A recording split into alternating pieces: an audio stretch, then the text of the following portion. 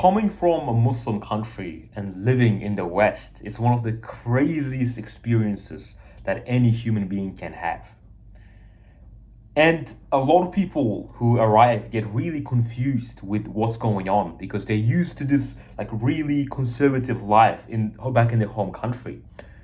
And the people who live there for a while, they know how toxic it can get. Like it's not perfect, like we like to pretend that Muslim countries are perfect, the West is bad. But truthfully, like we know, the ones who actually lived, we know that there's so many problems in the Muslim countries.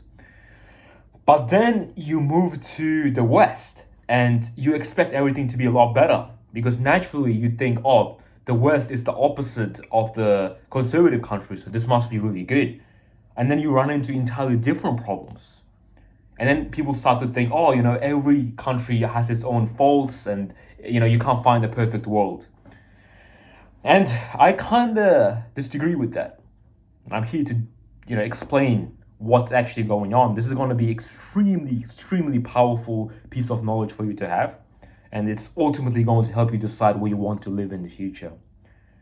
So let's start with this thing called The Shadow by Carl Jung.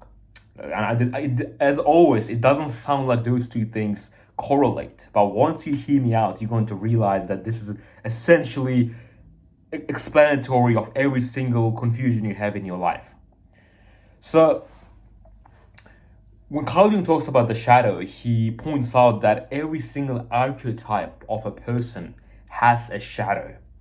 Now, as a mother, it's a very beautiful thing, right? A mother, she takes care of the kids. She's ready to kill for her children. Like she's really nurturing, compassionate, empathetic. But what's the dark side to that? The mother has a dark side. She's an archetype like every other.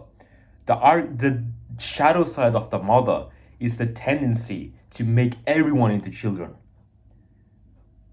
Make everyone stop competing and developing themselves. Pull them down so that she can feel useful to the kids. And this happens with so many Muslim moms around the world. It's very common. This is why when you go to a Western university, like everyone's like a bit of a child. Like nobody competes. Everyone's like a little pussy, right? So I'll explain that a bit later once I explain the masculine. This is where it gets really interesting because not many people really understand the shadow side of too much masculinity. And when I say too much masculinity, I'm talking about too much of the wrong masculinity, not the good ones. And this is what all the Muslim feminists are constantly screaming about, the women, because they've seen it really closely in their home country. When the father is all wise and he has power, usually it's pretty good. He controls everything. He gives his infinite wisdom. He's like very strong. He keeps order in the house. But at some point, when it comes time to progress, when it comes time to innovate, that's when the father figure becomes the shadow. He will do everything in his power, including stopping any original thought and basically enslaving his family in order for them to not progress into the next stage. So this can be in the form of forcing their kids to follow in their footsteps because they know that if they're following the father's footsteps, they can never catch up to him, and that if he doesn't allow them to pursue business or creative endeavors, he's going to have power forever. So essentially, this archetype stops innovation in all forms. They must still develop the character. That's what the mother stops developing character, but the father stops developing innovation. It just shuts down all creativity and makes everything black and white. So both of these types have a dark side. Now, in the West, we've decided that the feminine has to rule the country. So in Australia, in England, in America, it's all womenized. Like everything is ran in accordance with the woman's mindset, the feminine. Everything is about compassion. This is why they hand out participation trophies at schools. This is why they have such a strong emphasis on mental health and, just like trying to eliminate competition in every way possible. That's why everyone's a pussy in the West, by the way. when you go to a Muslim country, like for example in Uzbekistan, and by the way, this can apply to any conservative country like Vietnam, China, Russia. So it's not strictly Muslim, but I'm just using it as an example. In Uzbekistan, for example, everything is really, really like conservative, right? Like if you go to the university in Uzbekistan, it's like military. Like, why do you have that haircut? Why are you dressed like that? Why are you a pussy? Like, go do this. Like, what? What do you mean you can't study? Go and study right now before I beat your ass. And then in schools, like if you have like really long hair, like maybe a bit longer than me, they get really angry. They're like, "What are you, a pussy?" And they cut your hair by themselves. Those things, like you'll never see that in the West, obviously, right? But this is because this is how the father acts in the household. The father makes sure everything is in order and nobody becomes a pussy. But the problem in Uzbekistan is that people are too conservative. Like they're ruled at this point by the toxic shadow of the father. This happens in every scale, the societal and the individual. The families have so much talent. Like there's some kids who are genuinely really talented in so many things, but because the father low-key doesn't want anything to change, they force everyone to cling on to the old traditions. When you cling on to the traditions of your ancestors, of your grandfathers, you are never going to become creative. This is why Uzbekistan never invents anything. They're very good at production because the fathers like work, work, work, but they don't invent things. They never talk about mental health. They never talk about like psychological science, any social science. It's not a thing because, the father would think that's stupid. You understand what I'm saying, right? And so both of these things are like at this point at a stage where it's become toxic. There are some countries where it lingers in the middle. I'm thinking about mainly like UAE. I'm thinking like Russia, like some Eastern European countries. Now those people aren't that creative either, to be fair. But this is the one thing they've integrated really well. For example, during the Soviet Union, even though everything was really conservative, it was like military based, do this, do this, do this, they still included some femininity in there, like the feminine nature. Because you weren't allowed to discriminate against each other. That was the one thing. Everybody had to be really like respectful of all races and everything. And also, Soviets invented a whole bunch of things. Like they were the first people to go to space.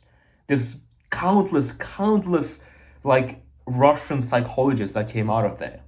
Whereas now that's not going to happen because they've already they become more conservative. In Dubai, they are very like manly when it comes to laws. Like they're very strict. They keep everything really safe. They keep everything functioning as it should be because the leader is very conservative. At the same time, they allow creativity. They allow people from other places to come and make their impact. Build these huge buildings and become influencers and stuff. So they mix those two things really well. Why is this the case? Why is everything ran by either the masculine or the feminine? It's because every single person that's ever existed, well, not every person that's ever existed, I'm not talking about Adam and Eve, they all had a mother and a father. And everybody is made up of those two elements. Some people swing more towards the mother, some people swing more towards the father, right? And the countries, the societies are nothing but a bunch of people. So it manifests itself in the societal form. The problem also happens when a person, especially a man, is too close with the mother. Because the mother will keep the man from developing forever. She's going to make him into a coward so that she can have control of him. Same thing with the father. Like if you dedicate your entire existence to your father, that sounds really cool. Sounds like it's pretty sick, right? But it doesn't actually play out that well. Because at some point, 99% of fathers will become toxic. They're going to become that type of person who doesn't want you to go about him. They want you to be stuck in his shadow. That's toxic. That's not all fathers, by the way, but a lot of them are like this. At least they become like that all the time. So what am I saying? Are we doomed? Like, is everybody like eventually going to become like that? So do we have to like leave our parents and stuff? No, and this is where it gets really interesting because as Muslims, we have these ideas that we can't disrespect our parents, who can't go against their opinions because they're older than us, and like Islam says we have to respect them. But this is where I become really controversial.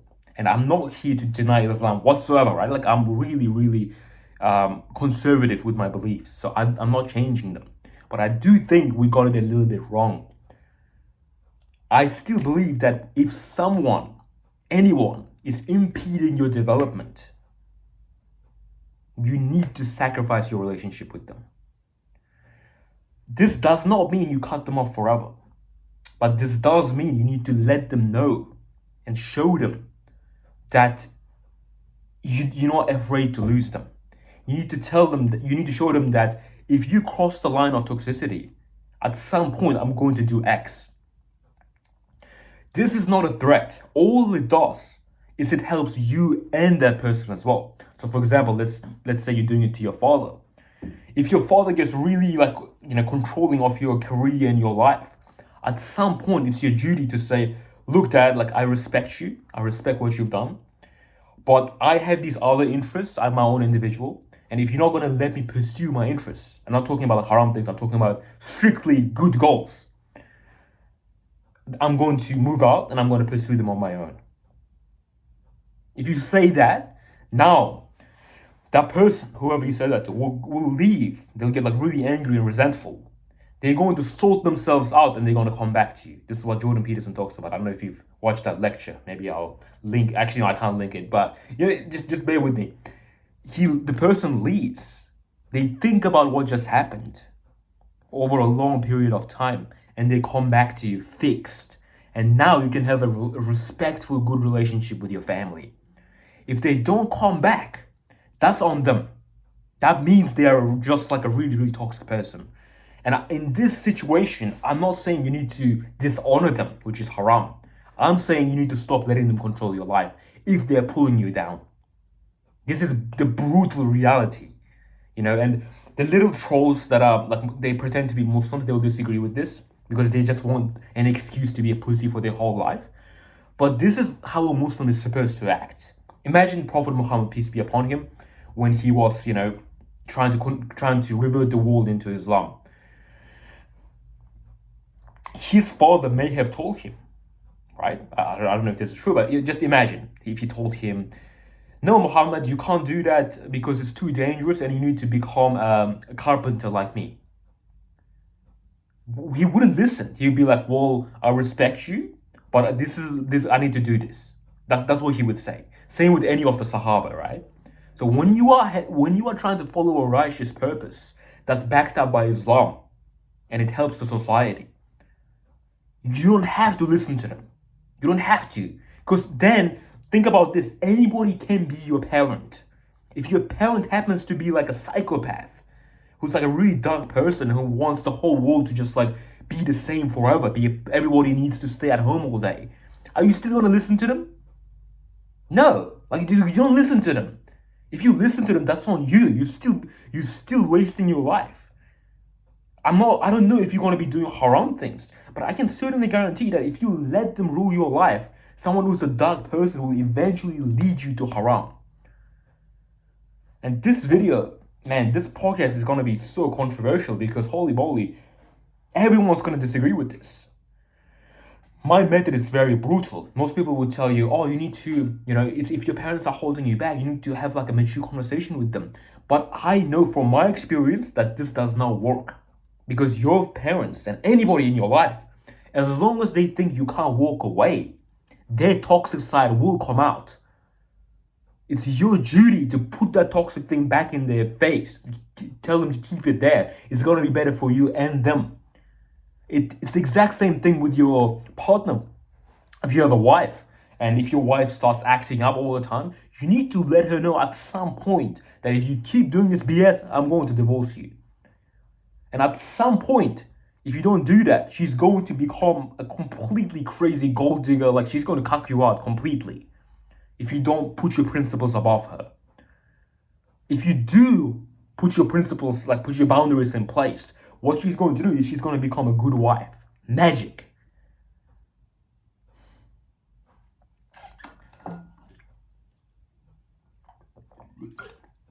Overall, because I know this is a question that's going to come up in your mind, it's better for a country to be conservative. It's better for a country and the man to be ran by the father than the mother in 100% of cases. The mother is really good at instilling certain moralities into you: empathy, compassion, like respect, and obviously raising you up from like age of 0 to age of 10. That's it. From there on forwards, the father needs to take over. And then at some point, when you're like, I would say about 19 or 20, now you have to take the wheel. You have to stop listening to your father, because you need to excel him. Every generation needs to excel the previous one. Now, in Muslim countries, this hasn't happened in a long time because everybody is a coward. So what's happening in most Muslim countries is that everybody is stuck in time. Everybody's still living in the mentality of their great-great-great-grandfathers. How many times have you heard this? I don't know about your country, but in Uzbekistan, they always say, our ancestors used to drink tea like this, or we have to drink it like this. Our ancestors used to sit like this, or we have to sit like this too. It's stupid. There's no reason to be like this, because the forefathers, they weren't perfect either. They had many mistakes. In fact, they were probably more stupid because they weren't as educated as us. So why would we make it like our sole duty to do what they were doing? It doesn't make any sense. I always notice when I'm reading the Quran, it always talks about how people were like, oh, our forefathers lived like this, so we're not going to take up Islam because it means we have to forsake what they were saying, what they were doing. And it talks about how toxic that is. So this existed even before Islam. It's just toxicity of the father putting like such strict boundaries that the entire bloodline ends up living how he lived. It's like a power struggle even after he dies. He wants everyone to just do what he says. So people try to use Islam to defend it. They're like, oh, in Islam it says you need to be like this, so that's why I'm going to listen to my father forever. No, that's not the case. If you don't develop yourself, you will never exit the shadow of your father. And it's your sole duty as a man to do this. When you read history, this is like all over the place. Alexander the Great, his father was like a massive like hero. Like he took over like many lands. I don't even remember his name. But Alexander the Great, he felt really like small in front of him because his father was like a toxic figure. He had him in his palms. So he felt so angry that he started like blowing up his own empire. He started becoming like really strong. And at some point, because his father kept trying to hold him back, he killed him. Now, obviously, you don't do this. That's not how the world works anymore. And obviously that's haram. I'm not advocating you should kill your father. I'm just make that clear. But he killed his father because at some point he was holding him back too much. Now, what you can do is you can tell your father that you're going to leave if he keeps doing this, and you would have killed him abstractly, and he's going to fix himself and come back. That's the intelligent way.